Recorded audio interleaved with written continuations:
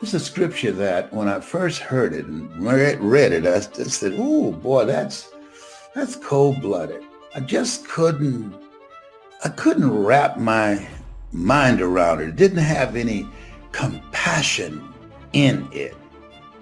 He that hath shall get, and he that hath not, even that he has, shall be taken away.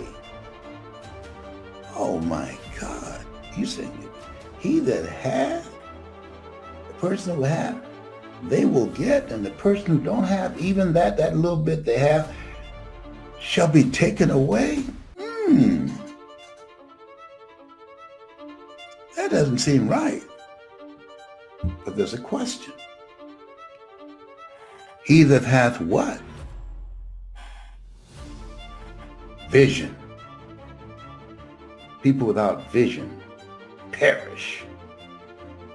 Ambition, drive, a willingness to work, stubbornness, perseverance, faith that roars so loudly it doesn't give you an opportunity to hear the doubts that you have within yourself.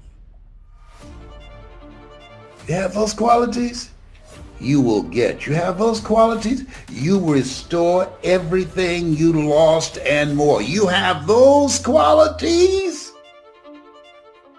angels will make room for you. Come. Let's intervene here because he won't quit. She won't stop. We've done everything and they won't stop. Come, we got to intervene now. And then let's go find a wimp, somebody who's stopped, somebody who's allowing themselves to be consumed by fear. It's weak. Yeah, because God has not given them a spirit of fear, but of power. They ain't got no power. They're consumed in fear. They can't even think straight. God has not given us a spirit of fear, but of power and of a sound mind.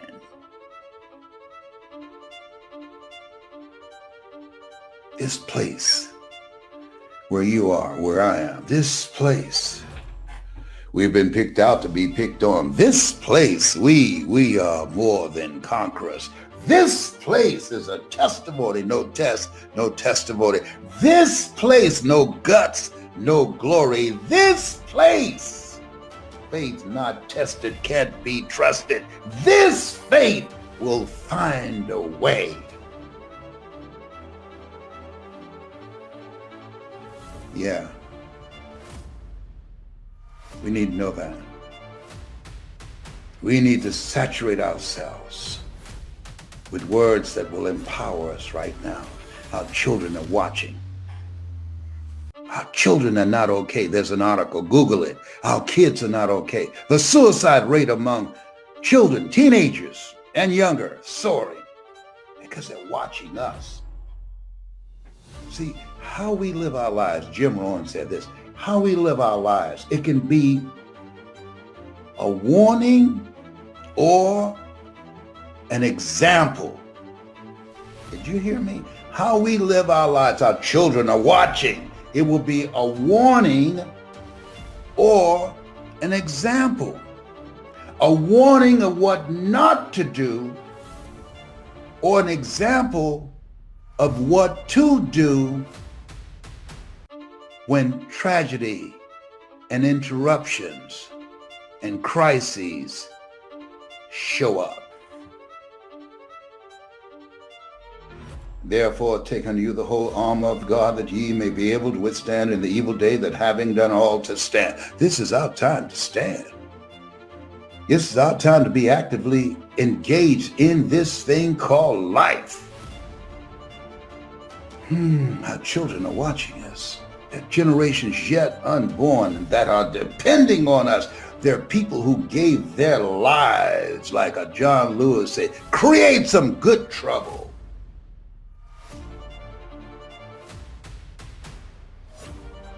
It's our time.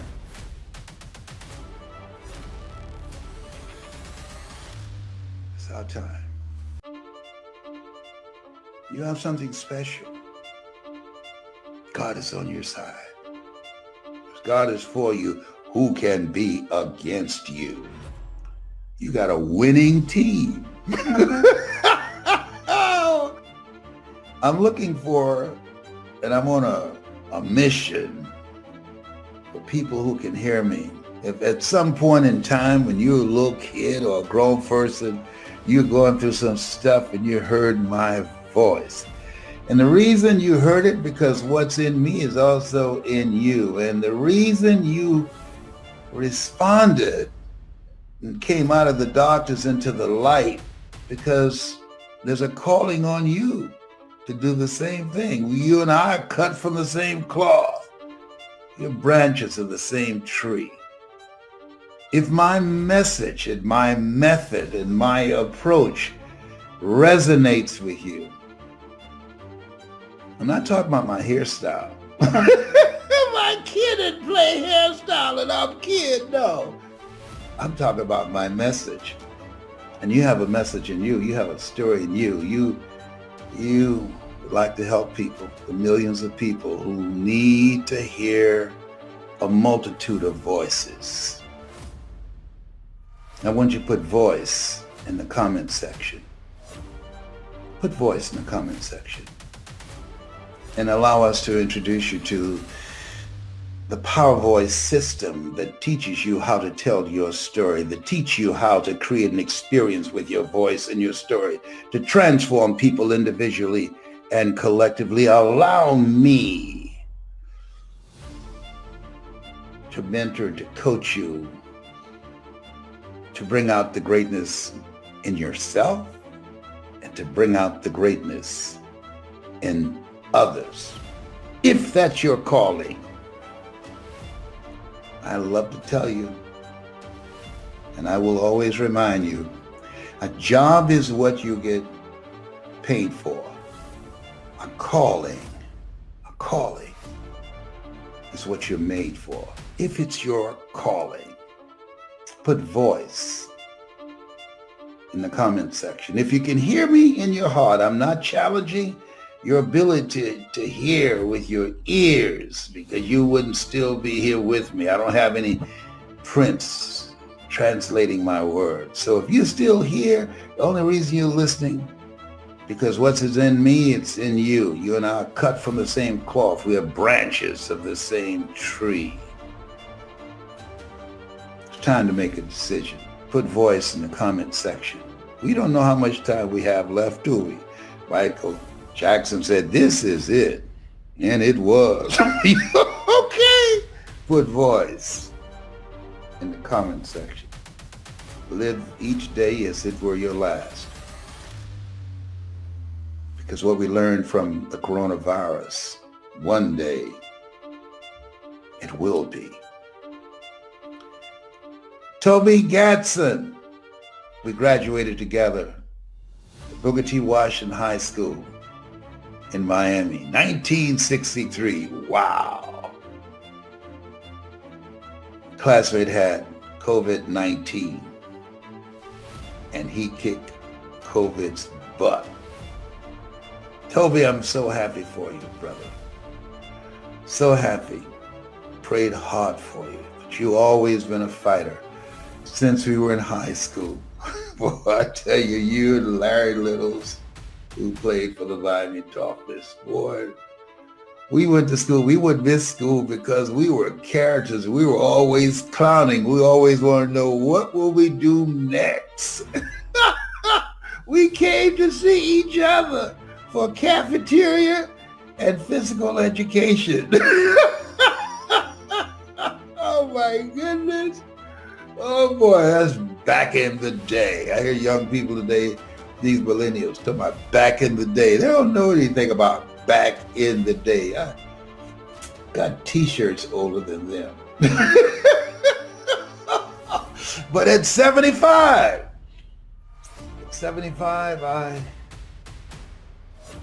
my goal is to finish strong. At 75, my goal is to train the best speakers on the planet. At 75, my goal is to find people who are hungry to make an impact with their lives, who are hungry to learn how to use and access their power voice, who are hungry to live a life that will outlive them.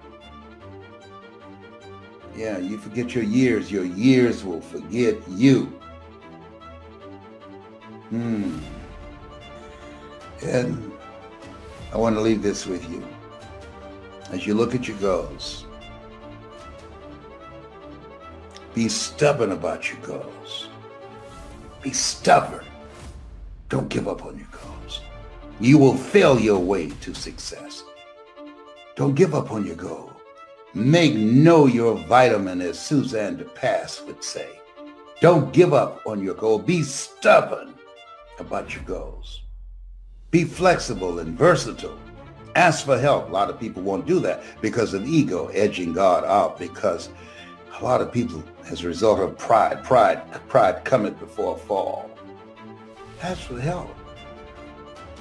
Not because you're weak, but because you want to remain strong. You don't have to figure it out. Get started. Do what you can with what you have, and God will do what you can. Tell everybody about that event and how successful it was and what you achieved there. So basically, I had an event called Girl Hold My Hand Winning Weekend, and it was where 30 women qualified to be able to attend the entire weekend. It kicked off Friday. How do most women connect? Through shopping, through having some wine, or dancing and enjoying themselves. So it kicked off Friday with just Stormy's Closet shopping experience, networking, connecting, dancing. I told the DJ, make sure you play some old school music.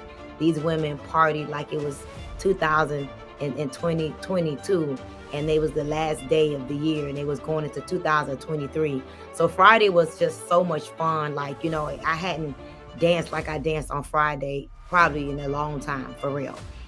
Saturday, we woke up with meditation and stretching, and we walked the community. It was very, very expensive homes, mansions, $20 million homes, $30 million homes, $40 million homes. So we was able to walk the neighborhood and just, manifest and open up our reticular activating system. And I told all the women to identify their homes, identify the driveway you want, the front door you want, the backyard you want, just identify the color, like find your house and literally walk the neighborhood and put it together so that you can start to believe that you can have.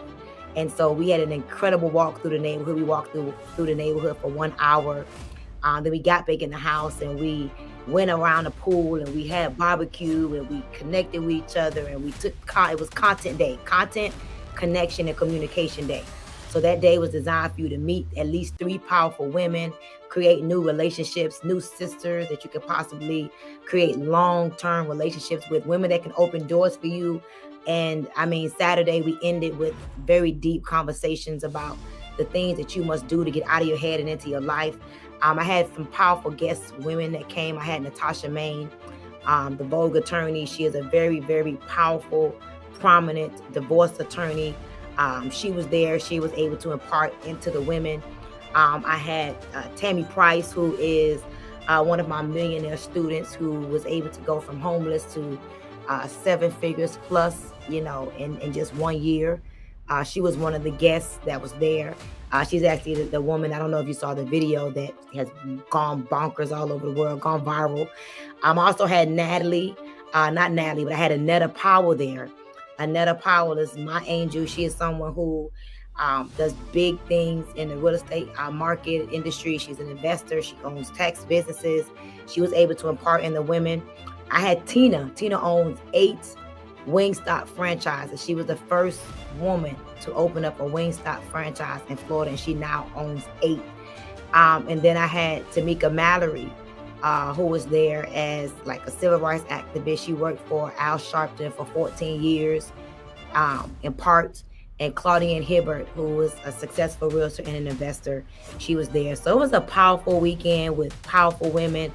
And then Sunday we partied. We went on a yacht, my yacht. It was a beautiful experience. I was able to take the women on my yacht. We went on the water, we jet skied, we swam, we partied, we ate, we danced. We just enjoyed each other's company. So it was a very powerful weekend that was designed to inspire and to help them to elevate mentally. I believe that the highest human act is inspiration. And so they left that weekend very inspired.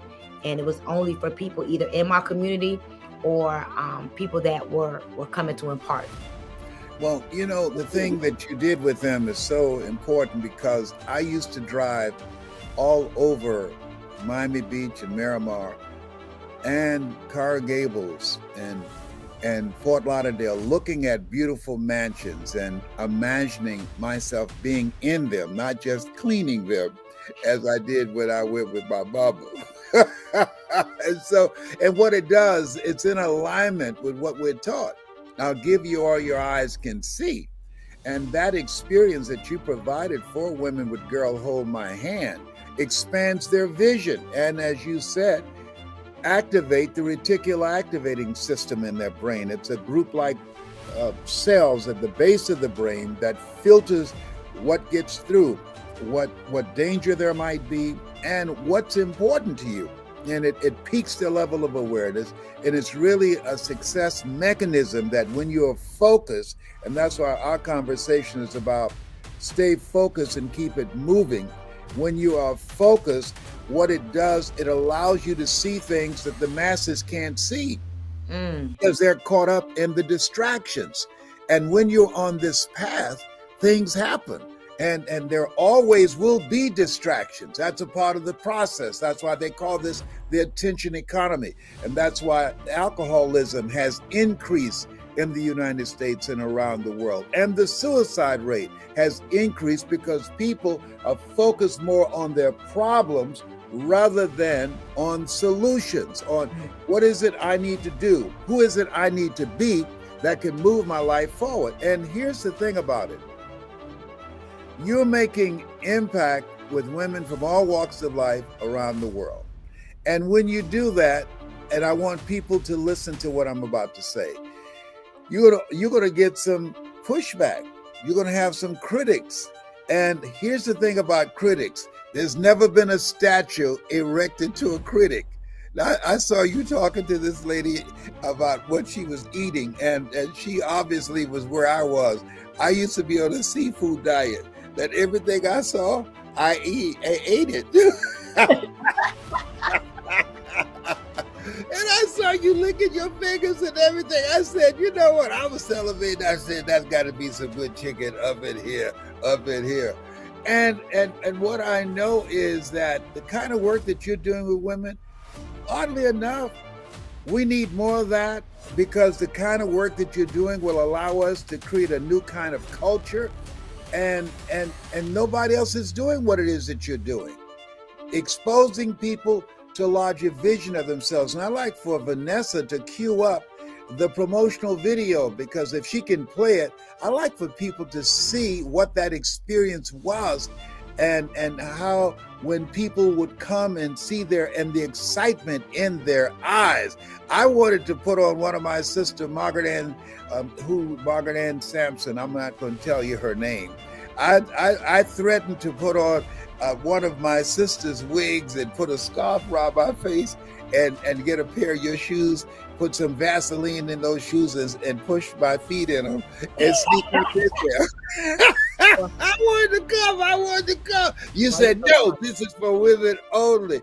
And I think that the more communities that are created around values, around things that you believe in, around dreams, around content that can give you methods and techniques on how to create the next greatest version of yourself, around the relationships that you can build, collaborative, achievement-driven, supportive relationships that will allow you to begin to put your success on steroids.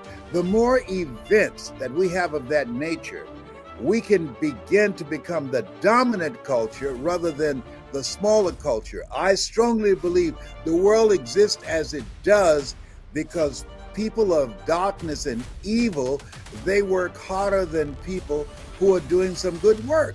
And you're doing some good work, and your goal is to multiply the voices, multiply the level of consciousness, and help people to know and to believe and discover the truth about themselves. As Bob Proctor would say, you were born rich. When I think about your background and the experience that you came from, you decided that where you were was not going to be your destiny. So I want you to talk about the dramatic, radical change that took place in Stormy, that when you looked at yourself one day, a moment, and you said to that person that was looking back at you, this is not me. I've got to do something differently. Let's talk about that moment. You know, to be honest with you, like I've had several of those moments. I call them my defining moments. Yes. And I remember one of the moments, I was probably around 13 years old. And it just came to my mind. I remember telling my mom that I'm so inspired by you. And I remember her that day getting excited. And I was like, no, Mom, I'm inspired not to be like you. And hold on, okay, you can't run past that like that. Don't go crash. Come on, hold it. Pump your brakes, my sister. Pump your brakes. You said, I'm inspired by you. And she was excited. Mm-hmm. And then what did you say? I told her that I was inspired not to be like her. And I knew it was going to hurt her feelings. But my dad used to always teach me when I was a little girl, tough love. Tough love just does something to you. And most people learn through tough love than through soft love. And I knew it was going to piss her off, but I wanted her to make a change. And when I say I wanted her to make a change, my mom used to be a drug dealer, and my mom used to use the drugs she sold. And I remember we had a Jack and Jill bathroom where it was my room, the bathroom, and her room. And my mom smoked cigarettes, and she smoked weed, and she smoked crack. And I was 13 years old, and I would know the difference between how she was smoking, when she was smoking weed, when she was smoking cigarettes, and when she was smoking crack, because the flick sound of the lighter. One flick was a cigarette. 2 flicks was the weed. Multiple flicks was crack. Whoa. So I used to know what she was doing by the flicks. That's why to this very day, I don't like to hear the flick of a lighter, because it reminds me, it triggers that time in my life when my mom was on crack. So I remember telling her at 13 years old that I'm inspired not to be like you. And my mom later on told me that because I shared with her that I knew the difference between weed, crack, and cigarettes. That was the day she quit smoking. That was the day she quit smoking crack, because of that tough love I gave her. So I grew up understanding tough love. I grew up having tough love from my dad, tough love from my mom, and it helped me to become the woman I am today. And so I'm hard on myself, and I'm very tough on the people around me, because I never transformed through soft love, and the people around me never transformed through soft love. It was always the tough love. And so I could also remember my defining moment. It was about 2013. I was probably 60 pounds heavier. I had just given birth to my son, and I didn't realize that after I had lost my mom took her last breath as I was holding her hand. I didn't realize that it took me to a very dark place. I didn't know my mom was dying. August 26th of 2011, I watched her take her last breath, and she passed away. And for the first 90 days, I was strong. I was fighting. I was doing my thing. And literally like 90 days later, I went through a depression. I was depressed for 3.5 years. And in that depression, I got married. In that depression, I went from making $80,000 a month to literally applying for food stamps. And I moved into this really dark house. It had dark furniture, dark walls, no light would come in. I had a Porsche Panamera at the time. I couldn't afford to pay the car note on the Panamera. The check engine light would come on all the time. So I remember putting a sticky note over the check engine light, because I just couldn't look at the check engine light. And I used to wake up every day, and I used to think, man, I'm just waking up on the wrong side of the bed. And I remember one day I went to church, right? And the pastor was just talking about just the relationship with yourself and how you got to make powerful decisions versus popular decisions. And I remember in that moment, I came home, and when I went home that day, I went home realizing that something was significantly wrong with me. I no longer was willing to accept the fact that I woke up on the wrong side of the bed. At this point, I had gotten married to someone that I would have never married. I had no friends, no family around. I literally isolated myself. And long story short, I remember reading this book called The Magic of Believing by John Carlyle Bristol. Bristol, and yes. non-Claude Bristol. And in that book, he talked about the mirror technique. And I was desperate. I had prayed, I fasted. At this point in my life, I wouldn't curse. I would wear, shirts up to here. I wouldn't show no legs, no cleavage. I was very conservative. I was in church on Wednesday. I was in church on Saturday, helping clean up. I was in church on Sunday. Like, I was a very holier than thou church girl in church every day. Okay, but I want you to pause for a moment. You made a lot of money and you lost it. How did you lose it? I lost my mind. When I lost my mom, I lost myself. So after I lost my mom, I didn't have it no more. A piece of me was taken. Yes. And I was depressed for 3.5 years after I had lost my mom. How did you make the money that you earned? What did you do? What was the profession or the business that you were involved in?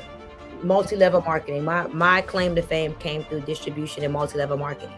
Yes, interactive distribution. Fantastic. And so you had lost your mind, and now there you are spiraling from depression of losing your mother, and your life is just a wreck. So how did you get back on track? How did you get back on the path to become the Stormy that we see now? So I read the book, The Magic of Believing. I did the fast, and I did the praying, I did the no cursing, I did the no clubbing, I did the just really in the Bible. I would read the book of Proverbs every day, 31 Proverbs, 31 days, like, listen. And after reading The Magic of Believing, I'm like, I gotta figure this out. And I remember reading a passage in the book that talked about the mirror technique. And it talked about how you go in the mirror and you just have an experience with yourself. And so one day I'm like, I'm already down. What's the worst case scenario? So I went in the bathroom and I locked the door, and I just went in the mirror and I looked deep into my soul, and I had a serious discussion with myself. I looked at myself and I'm like, what happened to you? You're fat, you're broke, you don't have no friends, you live in this house that it looks horrible. And I had lost myself. But in that moment, I like cursed myself out. I'm like, what's going on with you? I'm cursing myself out in this mirror. And I decided to leave myself in the bathroom, my old self in the bathroom that day. And I remember crying, tears coming out down my eyes, snot coming out of my nose. I'm gonna tell you the truth. I cursed Les Brown. I call myself every B, every stupid, every name that you can think about. I call myself every name. And I decided that I was not gonna be the same woman that walked in the bathroom that walked out. And when I walked out of that bathroom, it's like, for real, it's like the scales was removed from my eyes. And I'm like, what am I doing with this man? How did I marry this guy? Oh my God. I started opening the blinds. I'm like, this house is dark. Why is this house dark? I started opening the blinds. I went in the refrigerator. I'm looking at the food. It was margaritas. At the time, strawberries, margaritas. I had old, what is that place called? Old Chipotle in the refrigerator. Like, I'm looking at my house. My car was dirty. My closet was dirty. Everything was dirty. I just saw everything. And I just started cleaning up everything. I opened up the windows, turned on some music, opened up the windows, the blinds, and I just started, like, literally repairing my life. After I had realized 3.5 years later what I had done to myself. I really did not realize what I had done to myself. It's amazing how we experience things and people handle things differently. But that moment, you said the woman who went in the bathroom, you left her in there and you came out, and this person emerged, and you begin to continue to pursue in the area of self-development. And you have built an incredible community of Girl Hold My Hand, and you've impacted women and men around the world. I want you to think about any goal that you want to achieve, anything that you want to achieve. I want you to think about it right now. And part of what I want you to do, I want you to visualize the goal being accomplished. They asked Muhammad Ali, who said, "I'm the greatest." How did you get here? Howard Cosell, who since passed, he was a sports personality, and he said, "How did you get here, Muhammad? How did you know you could dominate boxing? He said, I got here when I was running 5 o'clock in the morning, shadow boxing on a punching bag. I got here. I visualized myself speaking to the news conferences and celebrating my wins. And I got here long before I danced under the lights. That he saw it. He saw it. I got here because I visualized myself being on major stages. I saw myself speaking in major venues, and I held that vision and I took action. I've been recounting my steps. When my mother was diagnosed with breast cancer and I just got elected for the 3rd time to the Ohio legislature from the 29th House District, I resigned to go back to Miami to take care of my mother. I promised her she would never go to a nursing home. I want you to think about something that drives you, something that compels you. Nietzsche said, if you know the why for living, you can endure almost anyhow. And so I resigned from the Ohio legislature. I was the chairman of the Human Resource Committee, the Education Committee. I had a promising political career. I enjoyed politics, but I loved my mama. And I promised her, Mama, when you need me, I'll be here.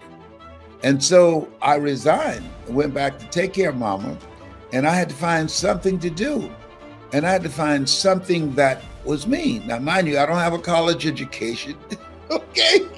I never worked for a major corporation. And I wanted to speak and motivate and help people and speak for major corporations like Dr. Norman Vincent Peale and Zig Ziglar and Tom Peters and all the other people that I saw out there, Tony Robbins. And I'm encouraging you to take action. I saw this guy named Ed Foreman from Executive Development. He's since retired. He came to Miami and he spoke. And he was offering a program for people who had an interest in motivational speaking, that he had this special class that he was going to be doing. And it was a boot camp. It was an intensive. And so after his presentation, I said, man, I sure like to come, but I can't afford to do it now. And he said something to me that I will always cherish. He said, if you can't afford to do it now, you can't afford not to do it. Whoa. He said, how are you going to teach people how to make things happen if you can't make things happen? That cut wide and deep. I say, I'll see you in Dallas. So I didn't have the money to get a plane ticket. So I had my mama to fix me some food. So she fixed me a sweet potato pie. I found out how much it would cost to go to Dallas from Miami on Greyhound. She fixed me a pot of marinated frog legs. If you never had frog legs, let me tell you something up in here. Really, they taste like chicken, all right? I was on that bus exchanging frog legs and slices of sweet potato pie for pork chop sandwiches and collard greens and candy yams. Oh, we had a party. We were singing songs. We had a party on that bus going from Miami to, to Dallas, Texas. By the time we got there, they called me Frog Man. I took action. There's some of you who want to do what I do, who want to speak. And let me share something that I've learned from Corona. If there's something you want to do, take action. Do it now. Had a friend that was sick, and I kept saying, I'm going to see him. And he passed. I didn't take action. Had the opportunity to do it, but I did not take action. See, this thing called life, we don't know what's going to happen from one moment to the next, and we know that. We've had the rug snatched out from under us. If there's something in your heart that you want to do, listen to me. Do it now. Miles Monroe, let me tell you, one of the most profound statements I enjoyed hearing him say, rob the cemetery of your gifts, of your dreams, of your talents, of your art, of your book, of your leadership. Rob the cemetery. Don't take that stuff with you to the grave. And I want you to write this down. Resilient, purpose-driven mindset. Resilient, purpose-driven mindset. That with all the stuff that's going on, with all of the confusion from the scientific community, from the leadership, from the presidency on down, it has collateral effect. And there are so many people that's confused. You wear the mask or you don't have to wear the mask. Or if you have the coronavirus, you need to wear the mask so you don't give it to somebody else. And if you have it, you should stay in the house. They got all kind of things. If you make love, you should have the mask on. That is not romantic to me. You know, I say, wait a minute, y'all coming all up in the bedroom. Okay, baby, put your mask on. Well, how am I gonna kiss you with my mask on? Oh, behave, whatever. But all kind of confused, you know, all this stuff going on. And you could die from talking to somebody with a mask that's held under their nose. You know why my hair is like it and I'm looking like Kid and play like Kid from House Party? Because my barber, he likes to wear his mask like this. I said, man, put your mask on, all right? I told him. So he does this. Man, hey, hello. Habla español, English? What? Come on, have I told? Put your mask on, cover your mouth. I know your breath kicking like Bruce Lee, but cover the nose too. It's, I mean, about to make me lose my mind over here. So I decided I'm not going through that. I'm not going through that. I'm not coming out the house till 2027. And I work on myself. I got some new squirrel friends. I'm bilingual. I speak squirrely. And I listen to motivational messages first thing in the morning. You want to listen to my voice. Go on YouTube. Find Les Brown speaking in the Georgia Dome. Find Les Brown. It's possible. And I tell the story about the bamboo tree. Find Les Brown getting unstuck. And I talk about Chicken Man. Listen to things. Listen to me. Listen to things that can build your mental resiliency. You want to have a resilient, purpose-driven mindset that will focus your mind on the goals that you want to achieve, on the things that you need to do to reinvent yourself, to rethink your life, to see whether or not you're on the path to becoming the next greatest version of yourself. And in order to get through this time, I mean, sometimes I when I wake up in the morning, I said, this is still not a dream. This is crazy. People say, I'd like to come by and see you. Is that right? Okay, I'm on the first floor. We can talk through the window. Come on. I mean, just think about this. Every day when I see people with masks on looking outside my window, seeing the squirrels jumping from one tree to the other, they never lose their footing. That's why I learned squirrely. Tyrone, he's leading everybody. He's introducing everybody to me. He's the most motivated squirrel in my neighborhood. Les Brown is about to do his StreamYard or another Zoom. My kids say I've been in the house too long. I'm suffering from cabin fever. Whatever. So read 30 to 40 pages of something positive every day. Drill yourself. You say, well, I've listened to it. No. Listen to it until you're manifesting results. Faith comes by hearing and hearing and hearing. So in order to develop that resilient, purpose-driven mindset, you want to listen to the messages over and over, take notes on things that jumps out for you, and become the embodiment of it.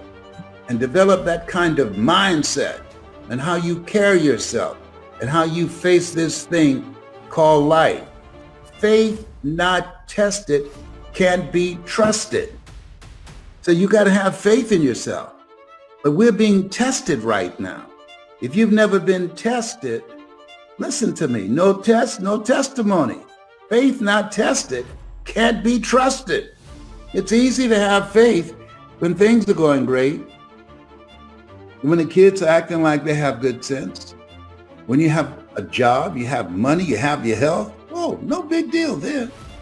But when life knocks on the door, when you go through some stuff, when you get a bad diagnosis, that's when you have to pull on your faith. That's when you have to be resilient. I've got a saying, and all of you know it. Life knocks you down, try and land on your back. Because if you can look up, you can get up. Now, here's the other thing that's very important. As you look at yourself, you want to master at least three things, multiple streams of income. Three things: I speak, I train speakers, and I'm an author. And I got other things I'm expanding, and I'm 75. Well, why are you still doing it? Because you're never too old to learn, and you're never too young to teach. I believe that the reason that we look at people over a certain age, at Alzheimer's and dementia becomes active, is because they are inactive. My mother used to say it, if you don't use it, you lose it. It takes longer to wear out than to rust out. So the goal is to be actively engaged in life, raising the bar on yourself. Turn down the amount of time that you spend entertaining yourself, watching the television, as my daughter, Dr. Ona Brown, would say, and do things that will stimulate your thinking. It will keep you young. Just because you're 75, chronologically don't mean that you have to look 75. No. And so I decided, just because I'm 75, you're not going to count me out. I'm still here. I'm going to be engaged in this thing called life because I have not done my best work yet. You have not done your best work yet. Every day is the best day of your life, as Orrin Hudson would say out of Atlanta, the chess master. Why? Because if you don't believe that, try missing a day. Every day is the best day of your life. Look for ways in which you can begin to master something, learn something today that you did not know yesterday. Expand your horizon, expand your vision of what's possible for you. Continuously be a student. My high school theme was, you never find out how much you know until you find out how little you know. Study. The people that are going to make it today are looking at the various trends. They're going from mindset mastery, learning 3 things that they can master to create non-performance income, and they're studying continuously, learning things that they can get at the end of their fingertips on the internet. There's no excuse today for not being in the mindset of achieving something beyond that which you have already done. Life is an adventure. Helen Keller said life is either a daring adventure or it's boring. And this is an exciting time that you can earn money at the comfort of your home. Think about that. Virtually around the world. I just finished talking to some people in Germany. And then I talked to some people in Toronto, Canada. I'm making money around the world and I'm still home, virtually. Take advantage of this. This is something you want to learn, mindset mastery and skill set mastery of the internet. Now here's something else. You have to, as you look at yourself, look at your goals, look at your dreams, not only is a resilient, purpose-driven mindset important, I want you to think about your life right now. I was reflecting on when I decided to become a professional speaker. I looked at my life and I just said, you know what? I want to do more. I want more. I want more for myself, my family, my mother, and I want to be in charge of my own destiny. And what I was doing at that time was not providing that. And it got to a point, I don't know whether or not you've ever been there, that just doing something 8 hours a day, 5 days a week, just to pay the bills, to keep a roof over my head, and for transportation and food on the table, it just didn't get it. I mean, if you can understand how I felt, it just didn't get it. I didn't find that fulfilling. One, I was doing something that wasn't me. And I was doing something to survive. What it takes to live versus what it takes to survive are two different things. And so here's what I realized, that if you're not willing to take a chance on you, if you're not willing to learn something and reach beyond your comfort zone so that you can explore some other possibilities for yourself, you'll never discover the greatness that you have within yourself to do more, to have more, and to experience more. So I wanted to see what else was out there for me other than what I was doing at the time. I was a salesperson at Sears, and they said, if you're the top salesperson, that you will get a promotion to be the sales manager. Well, I was the top salesperson for 6 months in a row, and they told me they couldn't promote me. I said, no, don't say you couldn't, just say you won't promote me. Well, they say, well, the reason is it will lower morale. Lower morale? Yes. Everybody in that area there would be very upset. I was the only raisin in a glass of milk, if you know what I mean. I said, what? I said, come on, you gotta be kidding me. No. We would love to give you the promotion. I said, excuse me, don't use the word give. I've earned this. 6 months in a row, I've earned this. You said, if you're the top performer, you will be selected for manager. Now you're changing the rules. Now I had a choice. They said I would lower morale. So I took a chance on me. I wonder what happened to the morale when the top performer left. And they had the unmitigated gall to ask me to train the people that they were going to put over me. I said, hello, do I look like Mr. Buckethead? No. Be a team player. No. You know, some people got nerve. You feel me? They got nerve up in here, up in here. I said, I got to do something that puts me in charge. If you want to be in charge of life, but I'm working from home now. This is what I do. When I'm not talking to you, you know what I'm doing? I'm speaking to corporations. I'm speaking to organizations. I'm speaking to different groups of people who want to be motivated and inspired, and helping them to create a sense of engagement and unification, even though they're separate geographically. And I'm doing that from the comfort of my home. I teach people how to use this computer to bring their personality through, their passion and their energy through, to create a significant emotional event. See, the reason I have the advantage of doing this than the average person, because I was in radio for many years. I couldn't see the people that I was talking to, and you do it after a certain period of time. You develop some skills intuitively that you know when you're connecting with people. And so that has given me a competitive edge.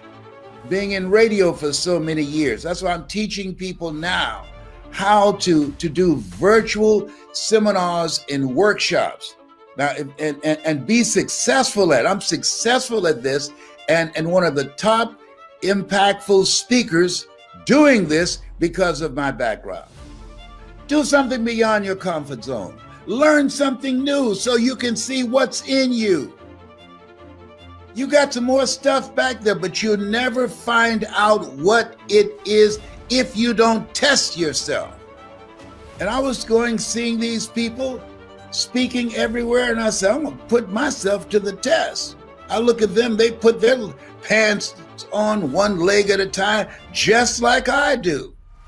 And so part of the whole process, because I was listening to motivational messages on a regular basis and I was getting fired up. Now, write this down. The people that are going to make it now, the people that are going to take advantage of this breakthrough. Listen, we work hard for where we are right now. Don't sleep this period now. Good times, they have an expiration date. Bad times, they have an expiration date. We just came through something. With the election of 2 senators, the scale has tilted. The force of evil has been subdued. Listen what I said. Not destroyed, but subdued. It will raise its ugly head again. So you want to maximize this time. You want to milk this moment. You want to make your move right now. And one of the things that I do, and I encourage my kids to do, when I make some money, I operate like I don't have a dime. Like I don't have a dime. I start working harder. And this is what you have to do. The people that are going to be successful are willing to do the things today others won't do in order to have the things tomorrow others won't have. What is it that most people won't do? Here's what they won't do. Learn something new. They're comfortable with what they're doing now. Well, I've been doing this for a long time. So, learn something new. If you're not willing to learn anything new, no one can help you. But if you're willing to learn something new, like I decided to do this, no one can stop you. I'm my own boss. I call my own shots. And I'm not saying this to you to impress you, but to impress upon you that you got it like that too. And that's why I'll train you how to do that, how to use your voice, how to use your gift of gab, how to use your knowledge and your skills. People with knowledge and skills are working for corporations. You need to learn how to work for yourself from home virtually and control your own destiny. Be your own boss. That's what time it is. Here's something else. I discourage you. Don't do this if you're not hungry. Did you hear what I just said? Now, I just told you ought to do this, right? And then right after that, come on, Les, what are you saying now? You're telling me don't do it if, yes, if you're not hungry. If you're going to make it today, you got to be hungry. The 47 million people are going to lose their jobs from artificial intelligence. Millions of people have lost their jobs because of coronavirus. You think you're the only one out here? No. It's a different market right now. It's different.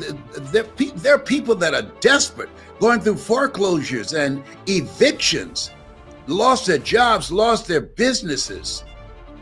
So the people that are going to come out on top, the people that will snatch victory from the jaws of defeat, they're hungry. When I came out here, I was hungry. I got 5 sons and 5 daughters and a mother that I want to take care of and buy a home for.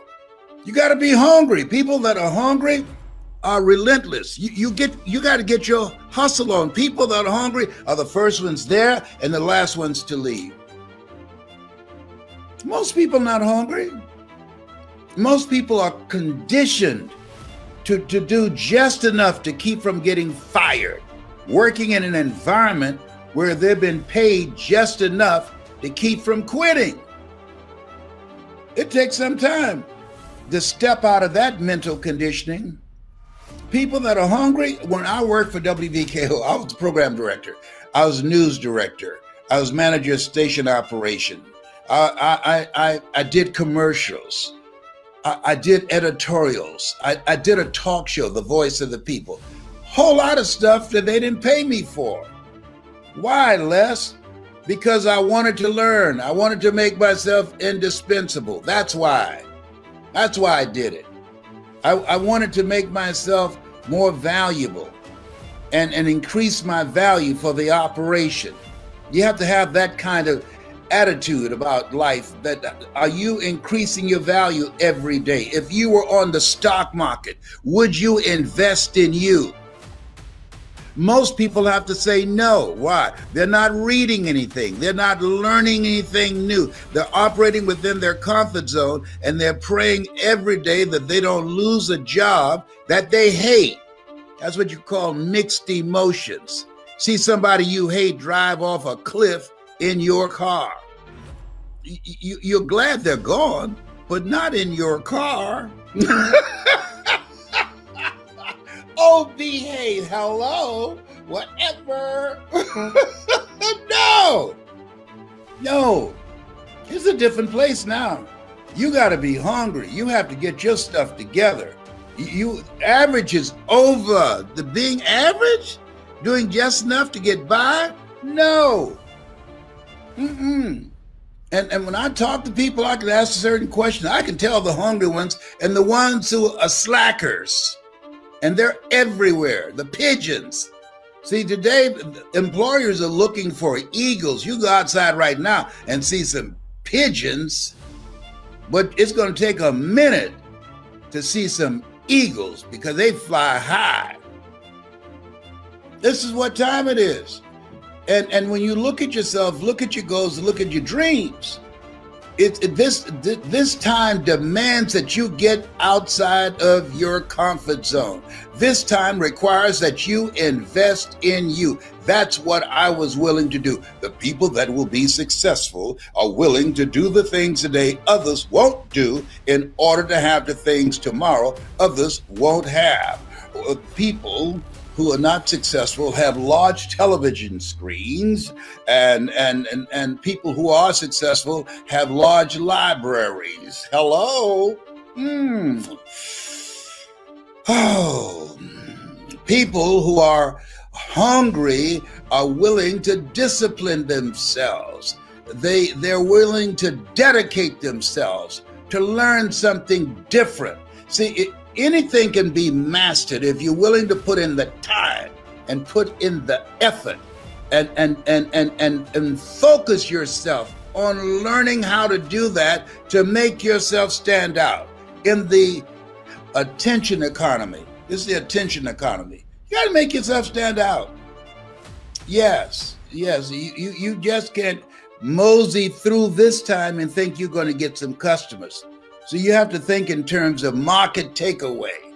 What value are you bringing that's superior to everybody else? You've got to operate out of the thinking of Henry David Thoreau. Do not go where the path may lead. Go where there's no path and leave a trail. You got to set a new standard.